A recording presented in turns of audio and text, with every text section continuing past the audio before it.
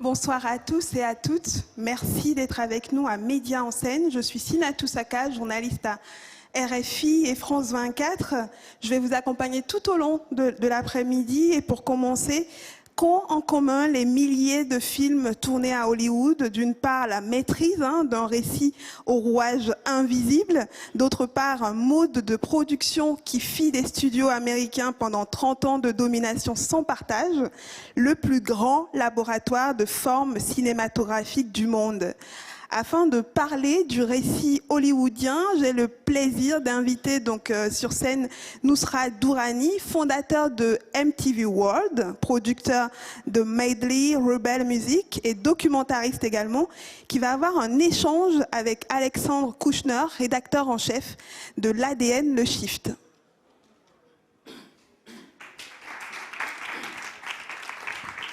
Bonjour. Bonjour. Je vais vous poser une question simple. Vous avez vu combien de films de super-héros récemment?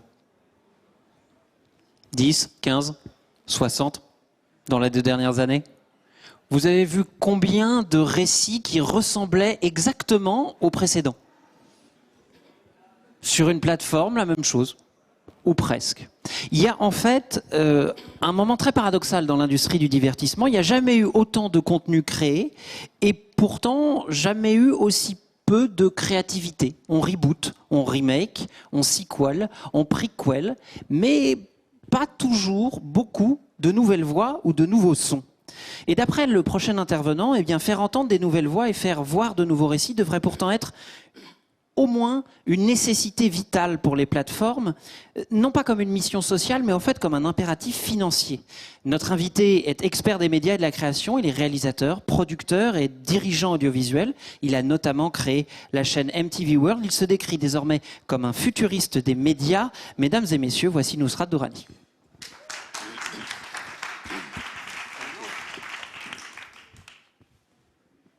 Bonjour. Hello everyone. Bonjour à tous.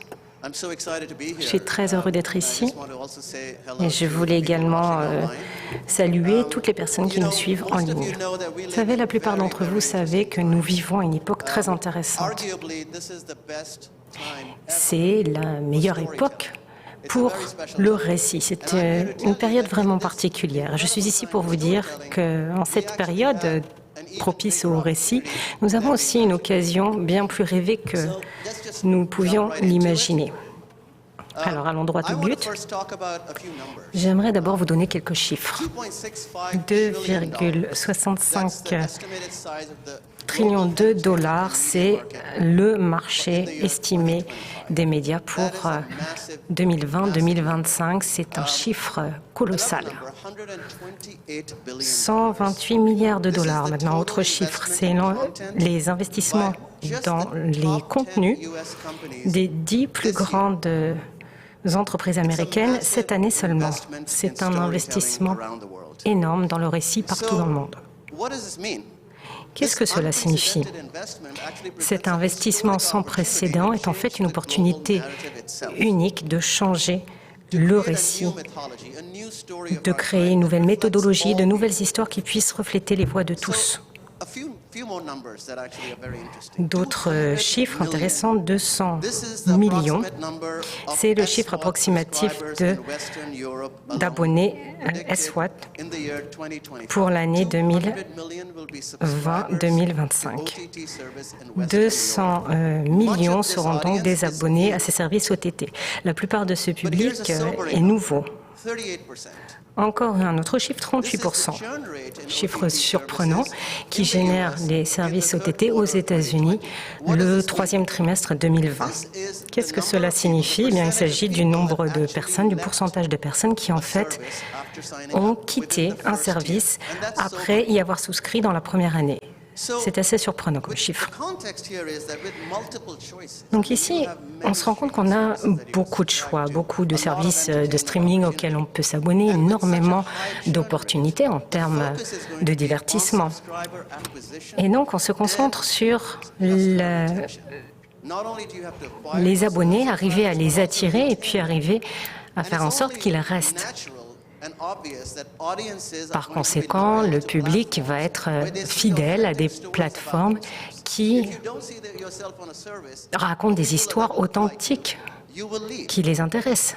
Et si vous êtes sur des plateformes et que les histoires ne vous intéressent pas, vous allez partir. Il va falloir donc de nouvelles méthodologies et de nouvelles personnes qui racontent ces histoires.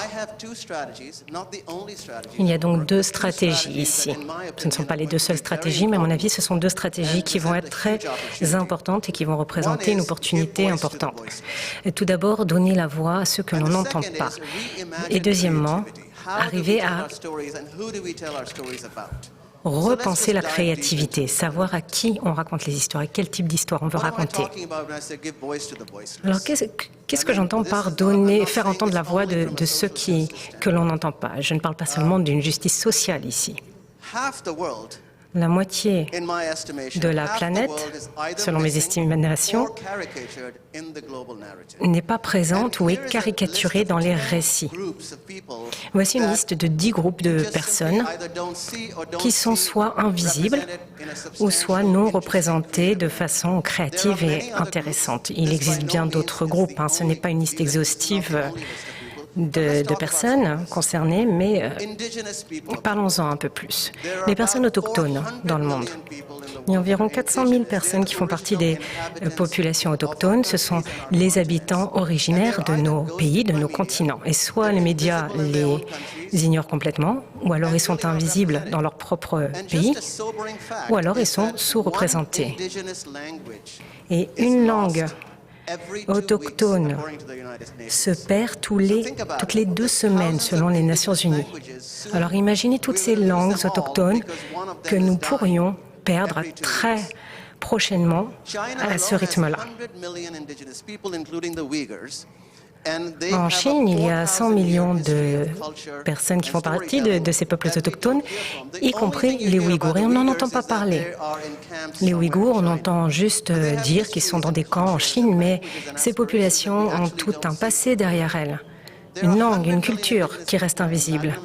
Il y a par ailleurs des milliers de peuples autochtones en Afrique et en Amérique latine, les Mapuches, les Maasai, les Samburu, les Berbères également.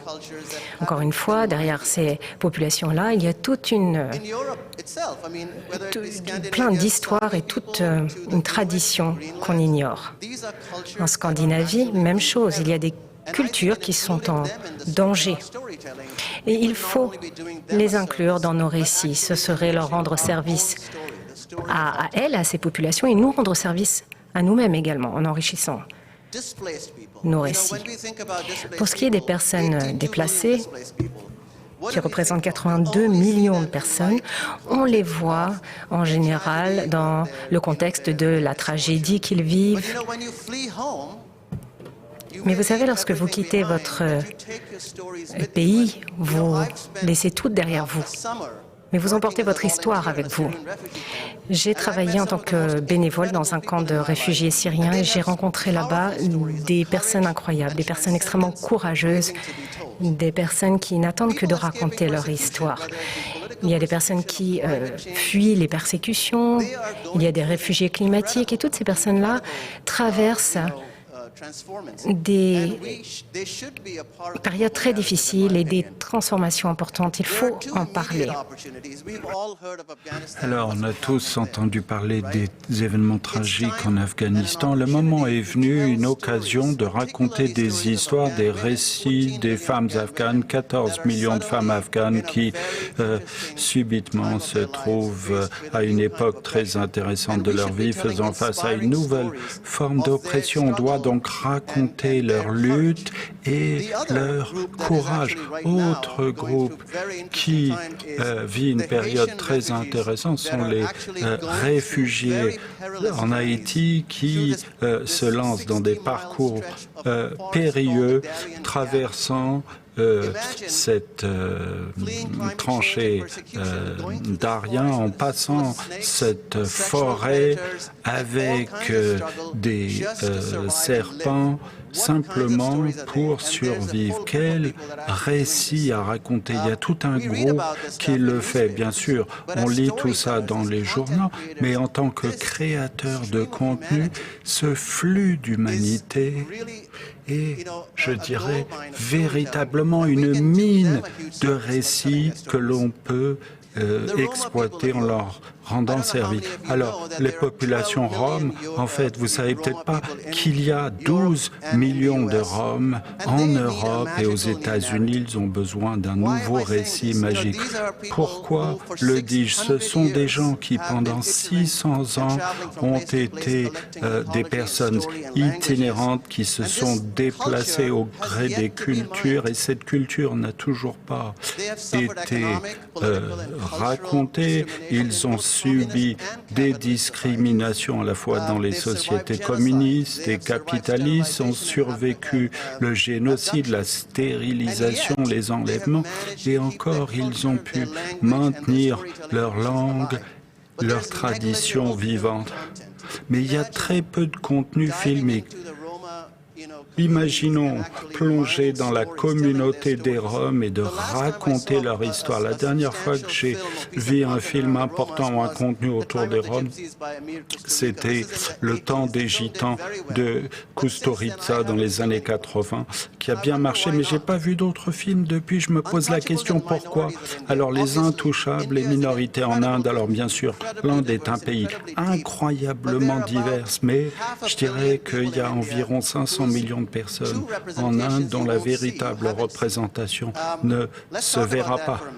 Parlons-en pendant quelques instants. Vous avez 200 millions d'intouchables, d'Indiens de basse caste. Alors ça, c'est quand même un chiffre important qui sont piégés dans ces portraits stéréotypes, qu'il s'agisse de films de Bollywood, de films en flux continu qu'aux sortes d'Inde. Mais de raconter leur histoire est une véritable opportunité de décrire la beauté, la complexité de l'Inde. Il y a 200 millions de musulmans, il y a des sikhs, il y a des chrétiens, malheureusement aussi ont été compartimentalisés dans ces stéréotypes, alors que leur culture est très très riche et diversifiée. Si un grand service de flux continu souhaite travailler en Inde avec l'ensemble de la population indienne, devront raconter de véritables histoires merveilleuses et authentiques sur toutes les communautés.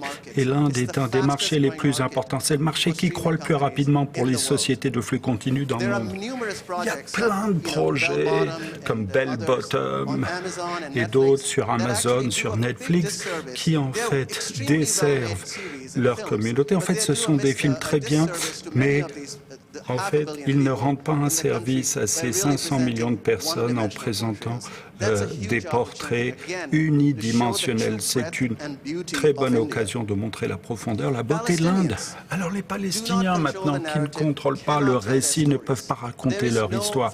Il n'y a pas d'industrie de films qui vaille ce nom en Palestine. C'est une grande occasion. Alors il y a une citation ici que je vous montrais d'un critique atlantique qui a en fait plaidé auprès de Netflix pour créer une série comme Fauda, du point de vue des Palestiniens, parce que bon, qu'est-ce qu'ils racontent leur histoire? Là encore, c'est une merveilleuse occasion parce qu'il y a une iniquité de voix. Il y a toute une série de gens qui n'ont pas voix au chapitre et leurs voix sont perdues dans les gros titres politiques, tout simplement parce qu'ils ne peuvent pas contrôler leur propre récit, la façon dont ils sont représentés. Donner au peuple palestinien les moyens de raconter raconter leur propre histoire, des histoires d'amour, de désir, de rêve, que sais-je encore. C'est une occasion. Pourquoi voir 13 millions de personnes dans le cadre du conflit? Ce sont des êtres humains, après tout, qui ont de merveilleux récits. Il y a une tradition de récits, de raconter des histoires avec excellents de films, celle de la mer par Anne-Marie Jassir et Farhad Nabolsi, plein de grands réalisateurs. Il faut construire un moteur de réalisation pour le peuple palestinien.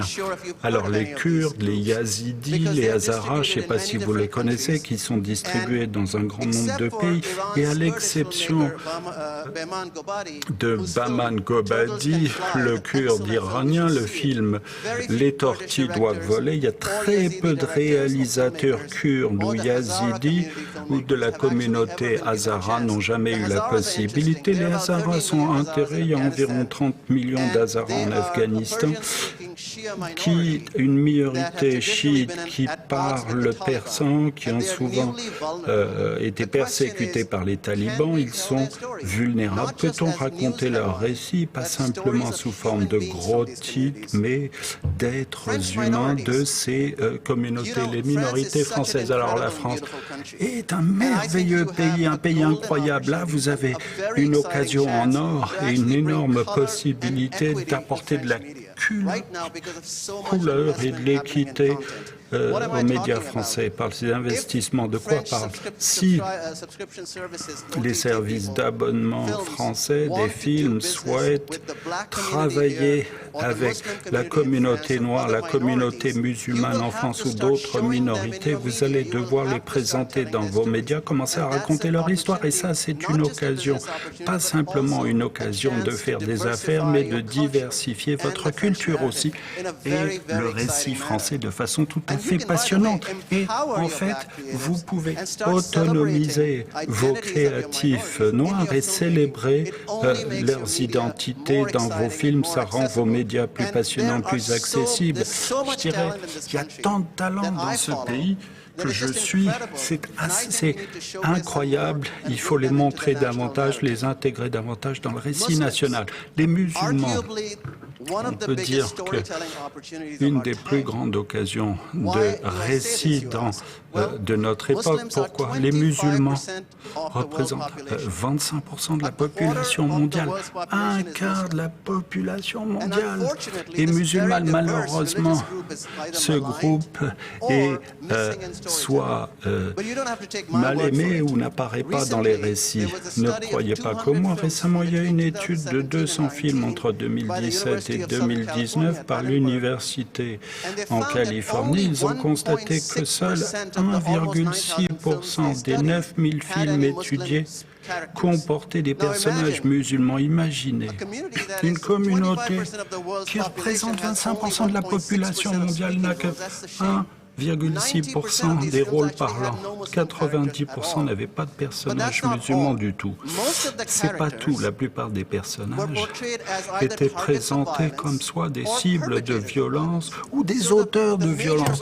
Donc, en fait, la façon de présenter les musulmans dans le film, c'est par le prisme de la violence. C'est quand même dommage parce que c'est un cas de la population mondiale et là encore, en tant qu'opportunité commerciale, si les entreprises veulent travailler avec l'Indonésie, l'Inde, le Moyen-Orient et l'Afrique, eh ben, vous aurez à vous présenter fidèlement la communauté musulmane. Et il y avait 0 musulmans dans les films d'animation étudiés.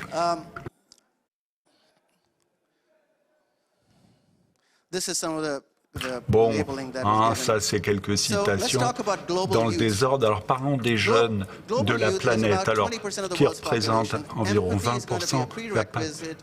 L'empathie sera un prérequis pour relier avec les jeunes, c'est-à-dire les jeunes en dehors de l'Occident.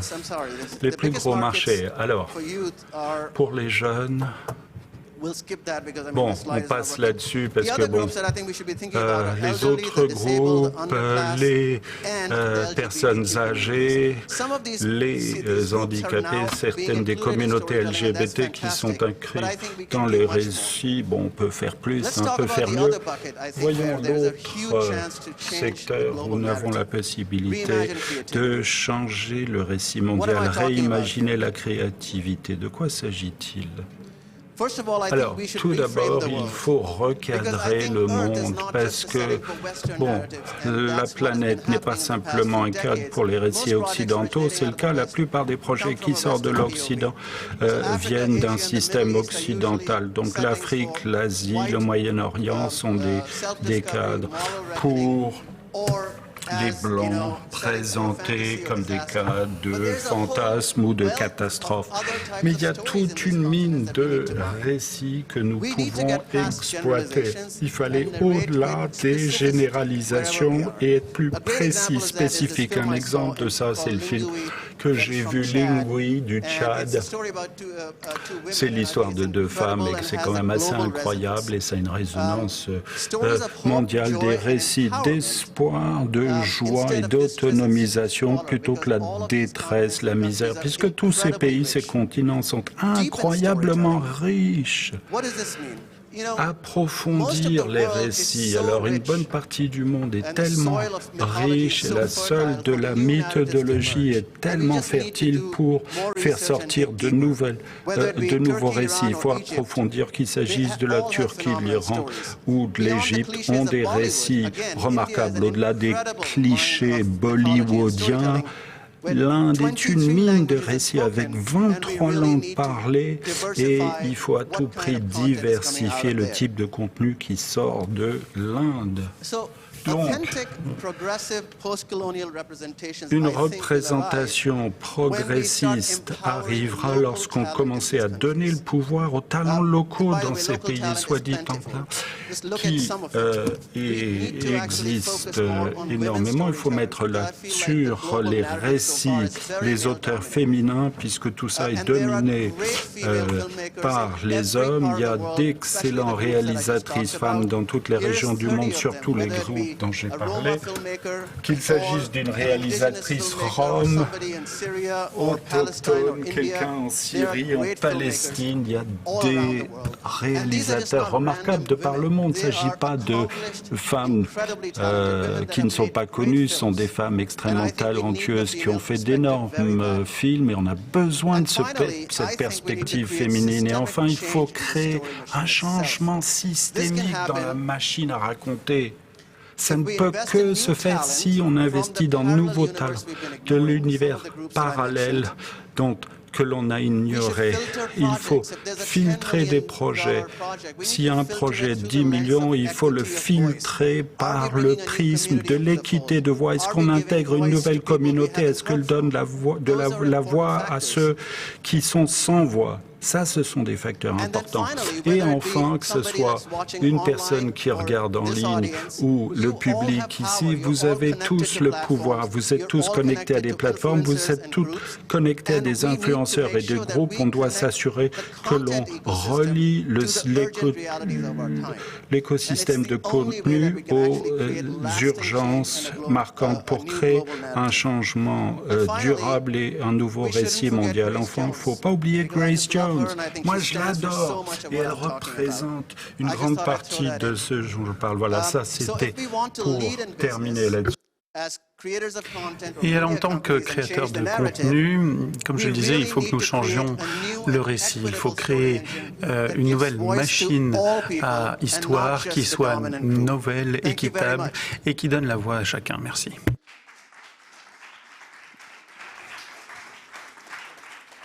Thank you, Nusrat, for coming all the way to Paris to share all these insights with us. It's not Merci d'être venu, d'avoir fait le déplacement de Paris pour nous. C'est vraiment pas très facile de changer les contenus en 20 minutes de temps. Merci beaucoup d'être venu pour cette contribution. Notre programme est continuer à parler justement de narration, mais pour ça, eh bien, jingle.